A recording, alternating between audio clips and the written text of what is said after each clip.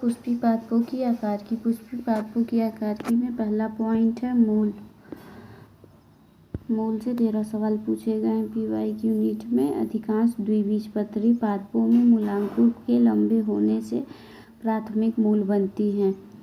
अधिकांश द्विबीजपत्री पादपों में मूलांकुर के लंबे होने से प्राथमिक मूल बनती हैं जो मिट्टी में उगती हैं। इनमें पार्श्विक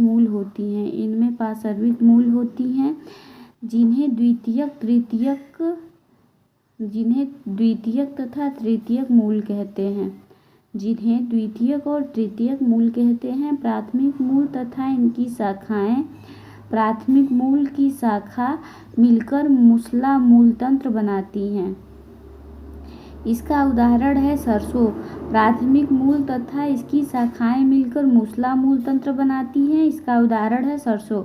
एक बीजपत्री पौधों में प्राथमिक मूल अल्पायु होती हैं। एक बीजपत्री में पौधे कैसे होते हैं? अल्पायु होते हैं। एक बीजपत्री पौधों में प्राथमिक मूल जो होता है अल्पायु होता है और इनके स्थान पर अनेक मूल निकल जाते हैं। प्राथमिक मूल में अल्पायु होते हैं और इनके स्थान पर अनेक मूल निकल जाते हैं। ये मूल तने के आधार से निकलती हैं। इन्हें झकड़ा मूलतंत्र कहते हैं। ये मूल तने के आधार से निकलती हैं। इन्हें झकड़ा मूलतंत्र कहते हैं। इसका उदाहरण गेहूं का पौधा। झकड़ा मूलतंत्र गेहूं का पौधा। कुछ पौधे जैसे घास तथा बरगद में मूल मूलांकुर के बजाय पौधों के अन्य भाग से निकलती हैं। कुछ पौधे जैसे घास तथा बरगद में मूल मूलांकुर की बजाय पौधों के अन्य भाग से निकलती हैं। इन्हें अपस्थानिक मूल कहते हैं। घास बरगद मूल मूलांकुर से बजाय निकलते हैं बजाय पौधों के अन्य भाग से निकलती हैं। इन्हें अपस्थानिक मूल कहते हैं। घास और बरगद को अपस्थानिक मूल कहते हैं। मूल तंत्र का प्रमुख कार्य मिट्टी से पानी तथा खनिज लवण का अवशोषण, पौधों को मिट्टी में जकड़ कर रखना, खाद्य पदार्थों का संचय करना तथा पादप नियमों का संश्लेषण करना है। पांचवा का पहला पॉइंट है मूल के क्षेत्र। यह है पुष्पी पादप के भाग। मूल के क्षेत्र। मूल का शीर्ष जो होता है अंगुलीकृत जैसे मूलगोप से ढका रहता है। मूल का शीर्ष अंगुलित जैसे मूलगोप से ढका रहता है। यह कोमल शीर्ष की तब रक्षा करता है जब मूल मिट्टी में अपना रास्ता बना रही होती है। मूलगोप से कुछ मिलीमीटर ऊपर मेरिस्टेम क्रियाओं का क्षेत्र होता है। मूलगोप से कुछ मिलीमीटर ऊपर मेरिस्टेम क्रियाओं का क्षेत्र होता है। इस क्षेत्र की कोशिकाएं बहुत छोटी पतली भित्ति वाली होती हैं। इस क्षेत्र की जो कोशिकाएं होती हैं बहुत छोटी पतली भित्ति वाली होती हैं तथा उनमें सघन प्रोटोप्लाज्म होता है। उसमें बार बार विभाजन होता है। इस क्षेत्र में समीपस्थ स्थित कोशिकाएं शीघ्रता से लंबाई में बढ़ती हैं। इस क्षेत्र में समीपस्थ स्थित कोशिकाएं जो होती हैं शीघ्रता से लंबाई में बढ़ती हैं और मूल को लंबाई में बढ़ाती हैं मूल क्षेत्र में मूल को लंबाई में बढ़ाती हैं। इस क्षेत्र को दीर्घीकरण क्षेत्र कहते हैं। दीर्घीकरण क्षेत्र की कोशिकाओं में विविधता तथा परिपक्वता आती हैं। इसमें ये है मूसला मूल, ये है तंतुक मूल, ये है अपस्थानिक मूल। इसलिए दीर्घीकरण के समीप स्थित क्षेत्र को परिपक्व क्षेत्र कहते हैं। इसलिए दीर्घीकरण के समीप जो स्थित क्षेत्र होते हैं उसे परिपक्व क्षेत्र कहते हैं। इस क्षेत्र से बहुत पतली तथा कोमल धागे की तरह की संरचनाएं निकलती हैं जिन्हें मूल रोम कहते हैं। ये है पतला धागा की तरह निकला, इसे मूल रोम कहते हैं। ये मूल रोम मिट्टी से पानी तथा खनिज लवणों का अवशोषण करता है। ये मूल रोम जो होते हैं मिट्टी से पानी और खनिज लवण का अवशोषण करते हैं। मूल रोम के रूपांतरण। दूसरा पॉइंट है मूल रोम के रूपांतरण। कुछ पादपों की मूल पानी तथा खनिज लवण के अवशोषण तथा संवाहक के अतिरिक्त भी अन्य कार्यों को करने के लिए अपने आकार और संरचना के रूपांतरण कर लेती हैं। वे भोजन संचय करने के लिए, सहारे के लिए, श्वसन के लिए अपने आप को रूपांतरित कर देती हैं। जैसे में गाजर, शलजम की मूसला मूल तथा शकरकंद की अपस्थानिक मूल भोजन को संग्रहित करने के कारण फूल जाती हैं। गाजर, शलजम की मूसला मूल तथा शकरकंद की अपस्थानिक मूल भोजन को संग्रहित करने के कारण फूल जाती है। क्या आप इसी प्रकार के कुछ अन्य उदाहरण दे सकते हैं? क्या आपको कभी देख सकते हैं कि आश्चर्य हुआ होगा कि बरगद से लटकी हुई संरचनाएं क्या उसे सहारा देती हैं? इन्हें प्रोब रूट सहारा देने वाली मूल कहते हैं।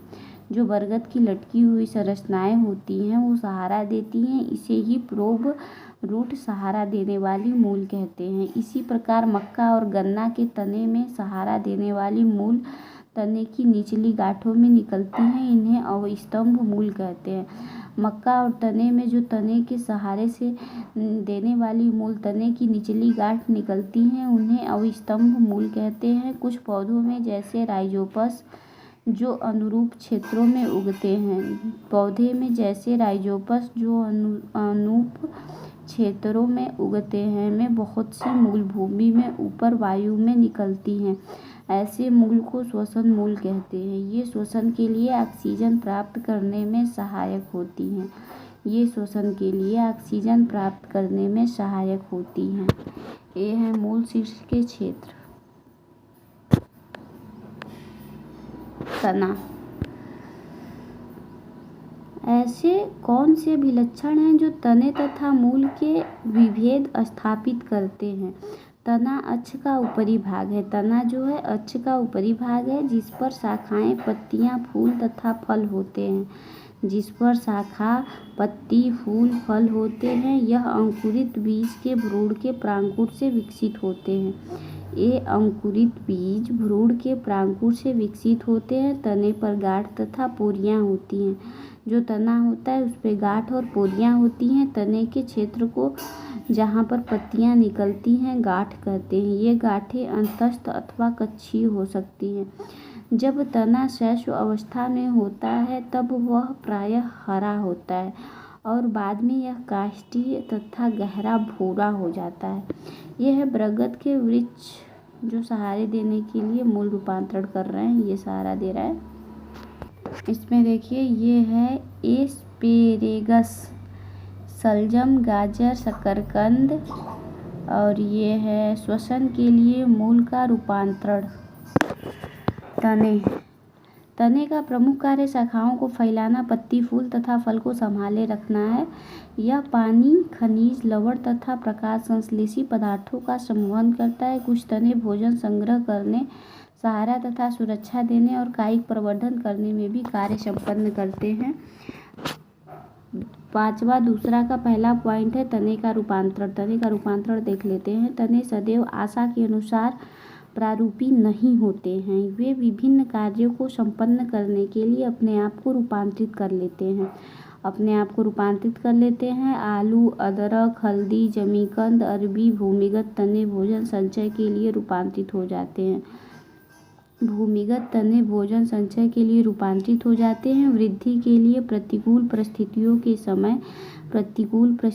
के समय ये चिरकालित अंग की तरह कार्य करते हैं। कैसे करते हैं? चिरकालित अंग की तरह कार्य करते हैं। तने के प्रतान जो कच्ची कली से निकलती है, तना का प्रतान जो होता है कच्ची कली से निकलता है, पतले तथा कुंडलित होते हैं। पतला और कुंडलित होता है और पौधों को ऊपर चढ़ाने में सहायता करते हैं, जैसे कद्दू वर्गीय सब्जी, घिया, खीरा, तरबूज आदि। तथा अंगूर, लता, वाइन तने की कच्ची कलियां काष्ठीय, सीधे तथा नुकीले कांटों में रूपांतरित हो सकती हैं।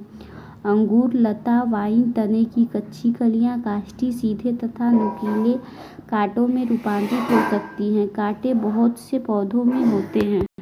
कांटे बहुत से पौधों में होते हैं, जैसे सिट्रस बोगनविलिया। सिट्रस बोगनविलिया में कांटा होता है। ये पशुओं से पौधों को बचाते हैं। पशु को पौधों से बचाते हैं।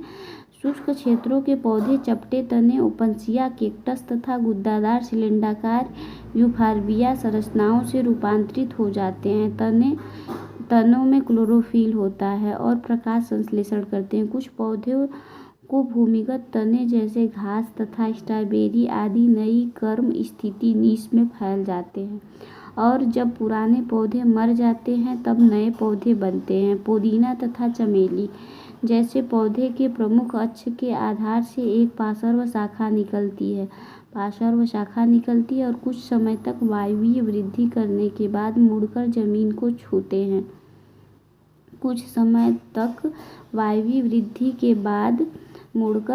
को छूते हैं। पिस्टिया तथा आइकोर्निया जैसे कलियां पादपों में एक पार्श्वीय शाखा निकलती हैं जिसकी पोरियां छोटी होती हैं। जो होती हैं छोटी होती हैं और जिसके प्रत्येक गांठ पर पत्तियों का झुंड तथा फूल का गुच्छा तथा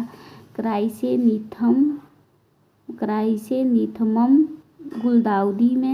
गुलदाउदी में पार्श्वीय शाखाएं आधार तथा भूमिगत प्रमुख तने से निकलती हैं और मिट्टी के नीचे क्षैतिज रूप से वृद्धि करती हैं और इनके बाद बाहर निकल जाती हैं और पोरियां युक्त पर्व बनाती हैं। इसमें ये देखिए, ये हैं अदरक, अरबी आलू। फिर ये दिया है कायिक प्रवर्धन तथा फैलने के लिए तने का रूपांतरण, बोगनविलिया। ये चित्र है।